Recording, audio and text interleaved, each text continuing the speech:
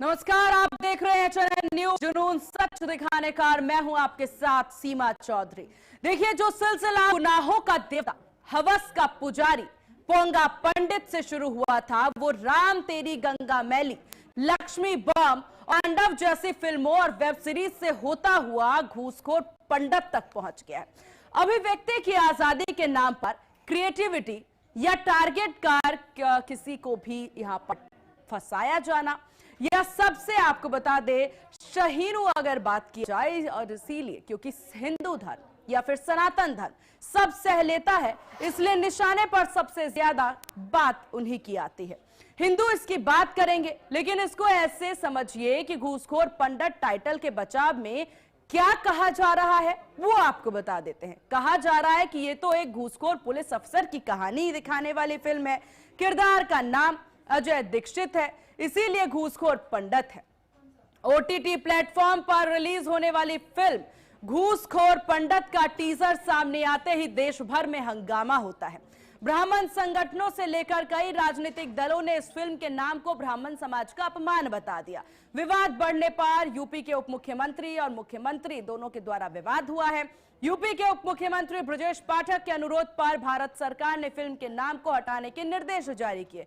Deputy CM ने इस मामले को गंभीर बताते हुए केंद्र सरकार से हस्तक्षेप की मांग की। कहा था कि ओटीटी प्लेटफॉर्म पर फिल्म का टीजर लॉन्च होते ही ब्राह्मण समाज आहत हुआ है। इस तरह के नाम सामाजिक सौहार्द को नुकसान पहुंचाते हैं। उप मुख्यमंत्री ने बताया कि उनके अनुरोध को स्वीकार करते हुए भारत सरकार ने ओटीटी प्लेटफॉर्म पर रिलीज के लिए प्रस्तावित फिल्म घूसखोर पंडित के नाम को हटाने के निर्देश दिए हैं। लेकिन सवाल यह है, यहां पर देखिए, कुछ होता यूं है कि अभी तक जब घूसखोर पंडित की बात हो रही थी, चर्चाएं हो रही थी, लोगों के द्वारा विरोध जताया जा रहा था, तब तक फिल्म के निर्देशक को, प्रोड्यूसर, डायरेक्टर को काफी मजे आ रहे थे। उनको लग रहा था कि चलो फ्री प्रमोशन हो रहा है। लेकिन फ्री प्रमोशन तब यहां पर इनके लिए दुखद हो गया जब पहली बार, देखिए, जहां तक मुझे लगता है इतिहास में ऐसा पहली बार हुआ होगा जब किसी राज्य के मुख्यमंत्री के द्वारा खुद एफआईआर दर्ज किसी फिल्म के लिए करवाने की बात कही गई हो और नाम हटाने की मांग उप मुख्यमंत्री के द्वारा की गई हो। तो ऐसी तस्वीर जब सामने आती है तो उनको लगता है कि अरे भैया, अब ये तो ट्रैक से बाहर होती बात नजर आ रही है, और इसी को लेकर के अब उनके द्वारा माफीनामा या सफाईनामा आप कह लीजिए कि उनके द्वारा अब सफाई पेश किया जा रहा है कि किरदार ही कुछ ऐसा है, इस वजह से नाम हम ऐसा दे रहे हैं। लेकिन सवाल यह है कि आखिरकार हमेशा टारगेट पर एक ही धर्म क्यों?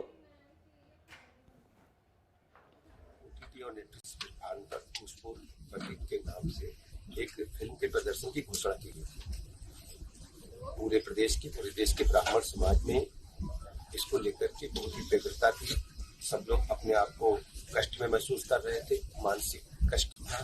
भारत सरकार को मेरे द्वारा अनुरोध किया गया। भारत सरकार ने इस अनुरोध को स्वीकार करते हुए ओटीटी की सभी प्लेटफॉर्म्स को निर्देश दिया है, कृपया ऐसे नामों को उपयोग में न लाएं, तत्काल इनको हटाएं और भविष्य में भी इस प्रकार के नामों का उपयोग न करें जहां सामाजिक द्वेष पनपता हो या किसी समाज विशेष को इंगित करते हुए कोई अपमानजनक टिप्पणी की जाती हो।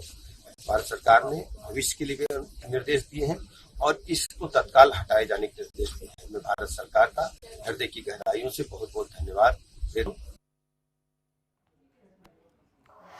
और चलिए इसी पर कर लेते हैं चर्चा की शुरुआत। हमारे साथ शशिलेंद्र यादव, प्रवक्ता सपा से बने हुए, हमारे साथ स्वतंत्र वाजपेयी नेता बीजेपी बने हुए। आप दोनों का बहुत स्वागत है चैनल न्यूज पर। शशिलेंद्र यादव जी, आखिरकार घूसखोर पंडित ऐसा टाइटल दिया जा रहा है और विपक्ष चुप है, क्यों? देखिए, ये जो फिल्म आई है घूसखोर पंडित, इसके प्रोड्यूसर और डायरेक्टर नीरज पांडे जी हैं। तो और हम इसके जो प्रोड्यूसर और डायरेक्टर हैं नीरज पांडे जी हैं। नहीं, मेरा यादव साहब, मेरा सवाल ये तो क्या हुआ? अगर वो पंडित है उनको हक मिल जाता है। मेरा कहने का मतलब सुनिए, मैं कहना क्या चाहता हूँ, पूरी बात तो सुनिए मेरी। हाँ, कहिए। और जो ओटीटी है जिसके माध्यम से हम लोग इस फिल्म को मोबाइलों में या अन्य माध्यम में देख सकते हैं, तो ओटीटी ऐसे तो लागू होने गया बिना बीजेपी की सरकार की अनुमति के, बिना सरकार की अनुमति से ओटीटी आ गया, अपने आप ओटीटी लागू हो गया। भाई कैसे हो गया, आप ये बताइए हमको। और हम इसकी कड़ी निंदा करते हैं। हाँ, किसी भी जाति के व्यक्ति या हाँ, किसी धर्म के व्यक्ति को ऐसी फिल्में नहीं बनाना चाहिए जिससे किसी की भावनाओं को ठेस पहुंचे। किसी भी व्यक्ति को ऐसी फिल्में नहीं बनाना चाहिए जिससे किसी की जाति या धार्मिक जो भावनाएं हैं वो आहत हो। तो कोई ऑफिशियल बयान सपा की तरफ से इस पर अभी तक क्यों नहीं आया है? वैसे देखिए, नहीं, संभल को लेकर के एक पिक्चर सामने आने वाली है, कुछ समय में पिक्चर रिलीज होने की बात आती है, उसमें गंगा जमनी तहजीब की बात कर दिया जाता है सपा के द्वारा।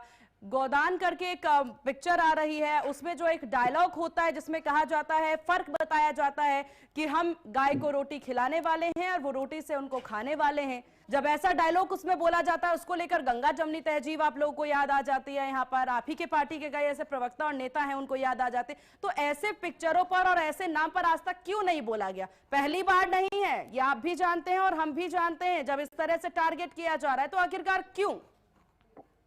ऐसा है सीमा जी, हाँ जी, ये फिल्म आई ही क्यों?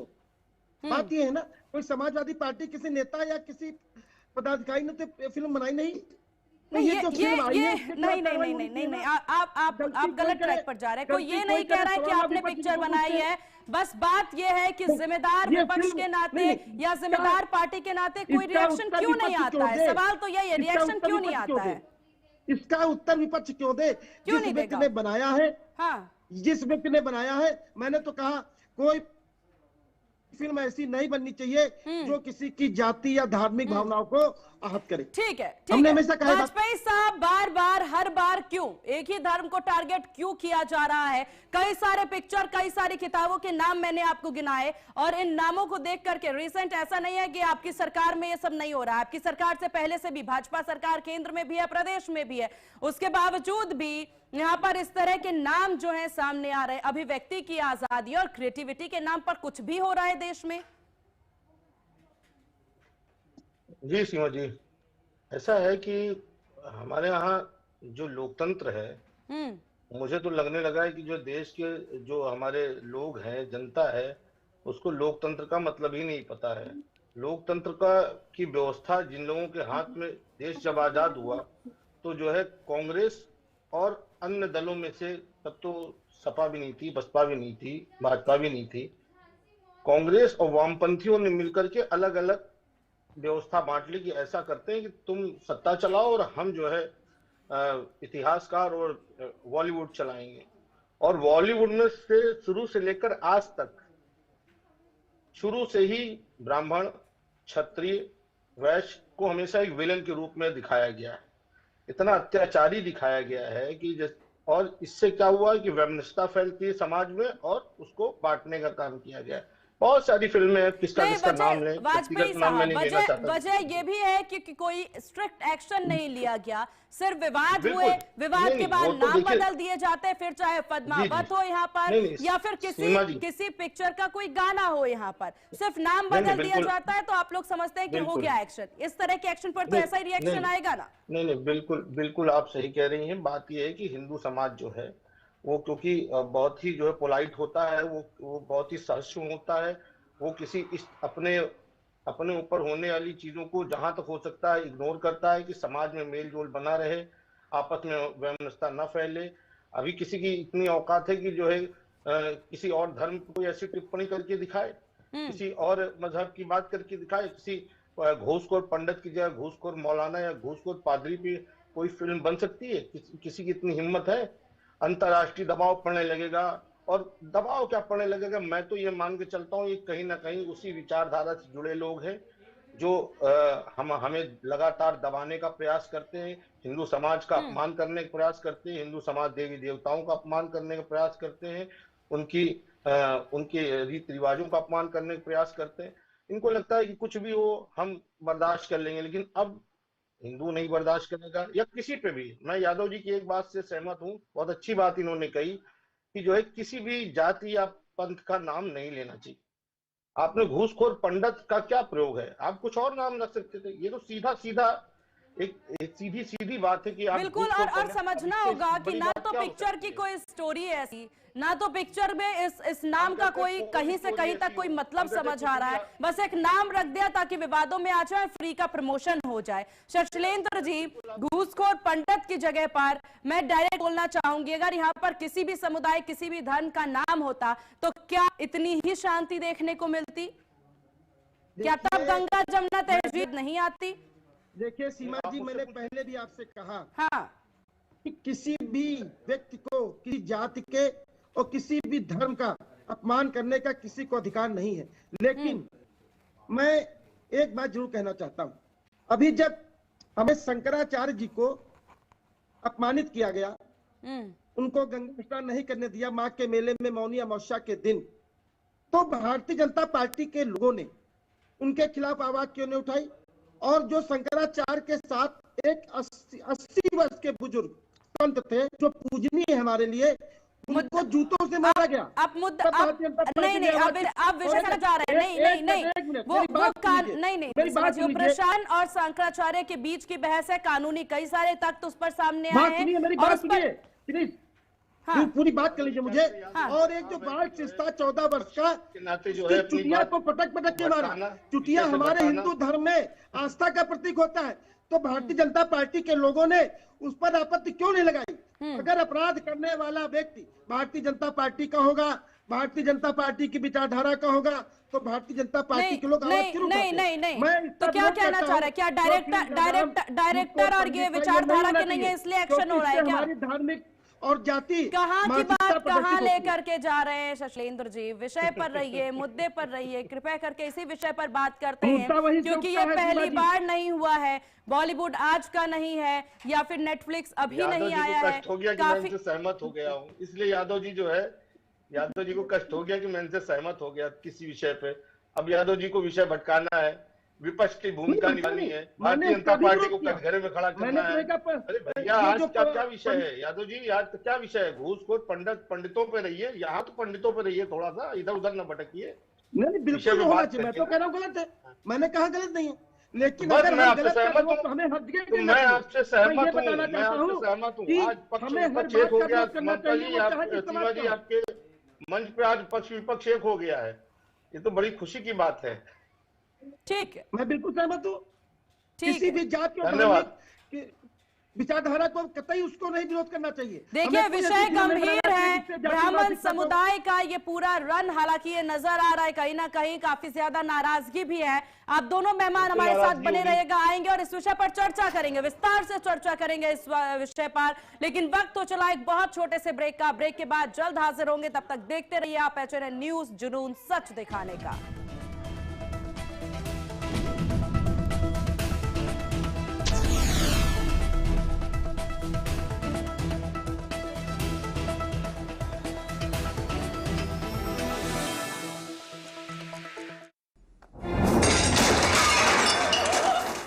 फर्श की टाइल्स को चेंज करो, बड़ी स्लिपरी हैं। थर्मोकूल वॉशिंग मशीन। थर्मोकूल, इंडिया का नया अंदाज।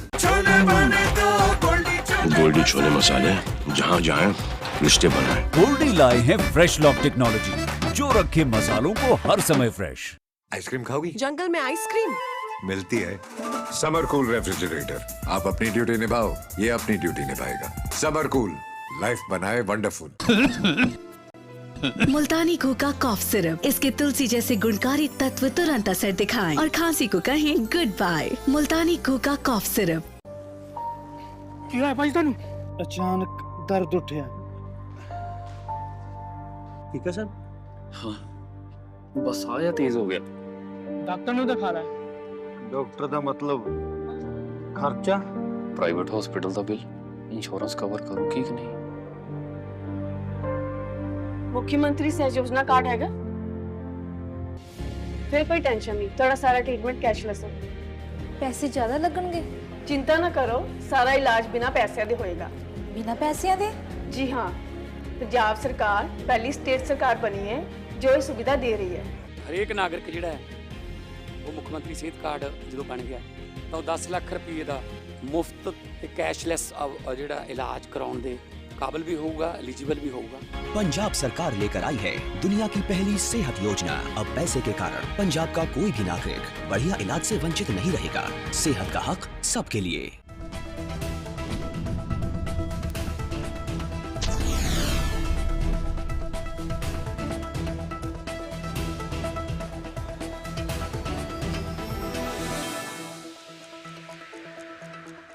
और ब्रेक के बाद एक बार फिर से स्वागत है आपका। आप देख रहे हैं चैनल न्यूज, जुनून सच दिखाने का।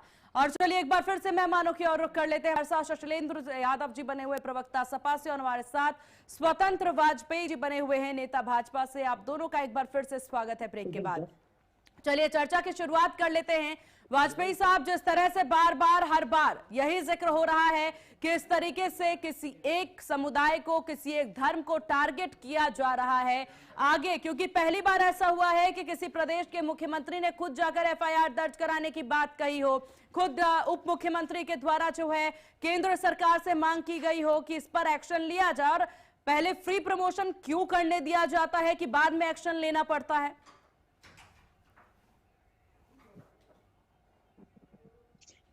वाजपेयी साहब, आप म्यूट हैं शायद, खुद को अनम्यूट करें। नहीं, म्यूट नहीं है। अच्छा, आवाज आ रही है मेरी आपको? बिल्कुल बिल्कुल आ रही है। क्या आपने सवाल सुना? हाँ, सवाल सुना मैंने आपका। देखिए, ब्राह्मणों को गाली देना, ब्राह्मणों पर टिप्पणी करना एक बहुत बड़ा फैशन हो गया है।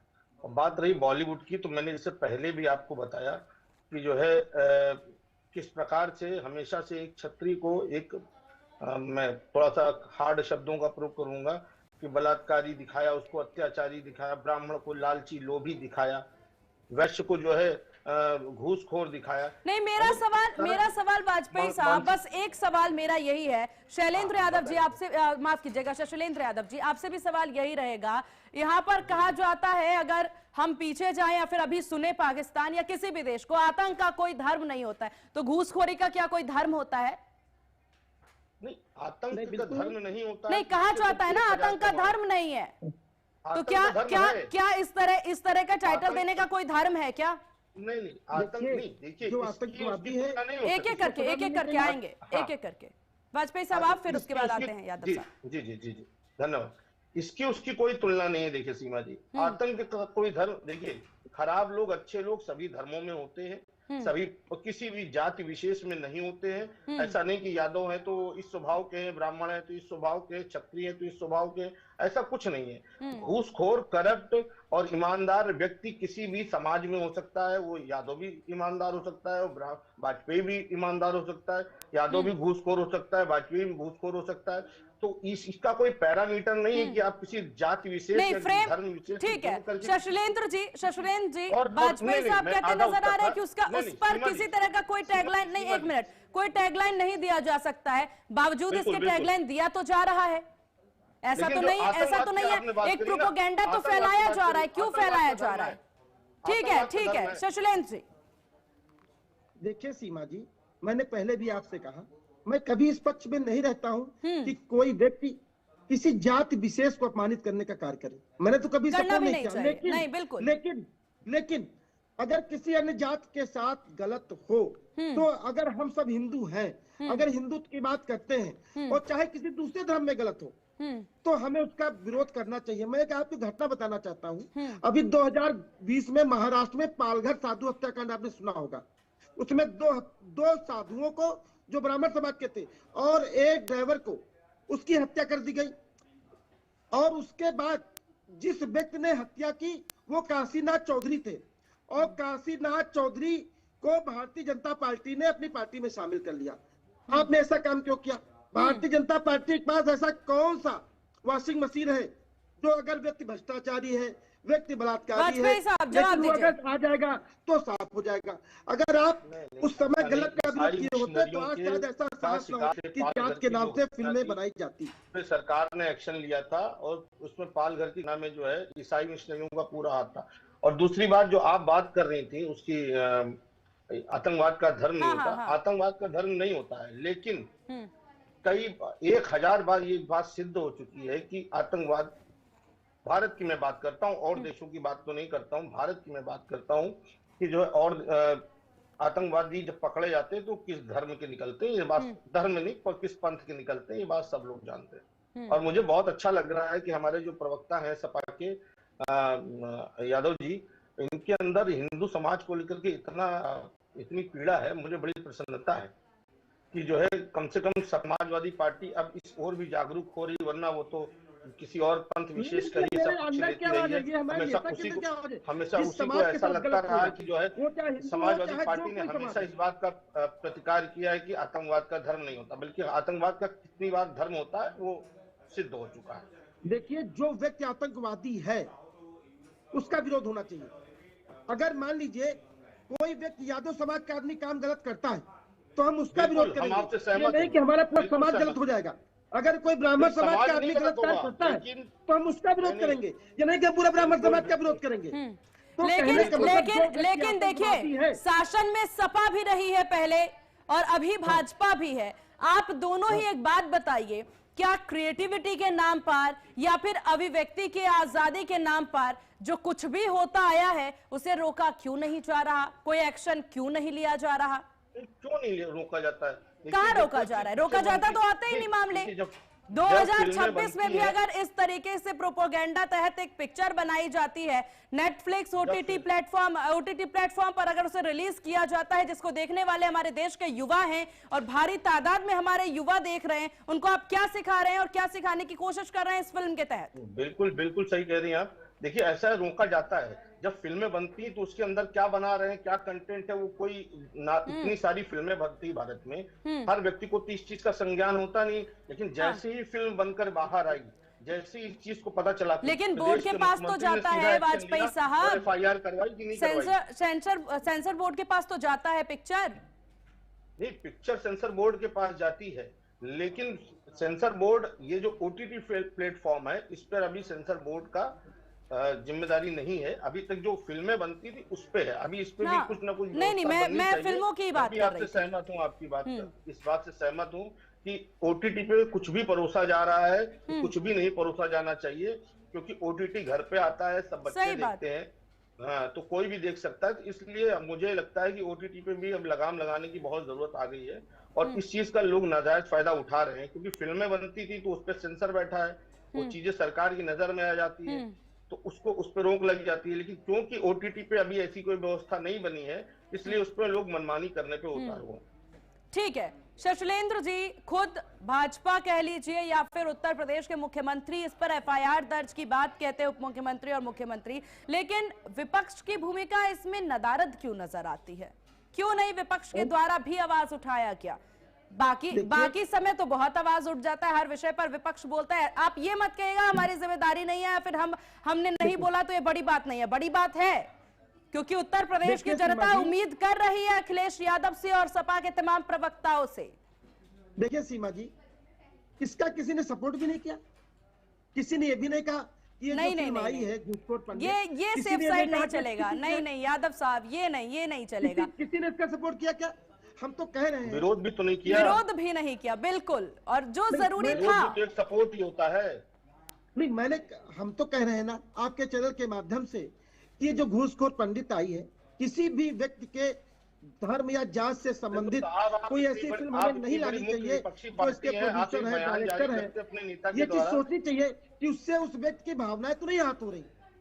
यादव जी, आप तो पूछने पे आप बता रहे हैं ना, आप चलिए ठीक है, आप मुख्य विपक्षी दल हैं, आपको तो एक चलिए ठीक है। समय हमें इतनी ही इजाजत देता है। आप दोनों मेहमानों का बहुत शुक्रिया HNN को अपना कीमती वक्त देने के लिए। तो आखिरकार कब तक ये प्रोपोगेंडा चलता रहेगा? कब तक अभिव्यक्ति की आजादी या क्रिएटिविटी के नाम पर कुछ भी परोसा जाएगा और देश की युवाओं तक ये बातें इस तरीके से पहुंचाई जाएगी? एक बड़ा सवाल है जिस पर एक्शन बहुत जरूरी है। फिलहाल इस खास बुलेटिन में बस इतना ही। देखते ही आप HNN न्यूज, जुनून सच दिखाने का। नमस्कार।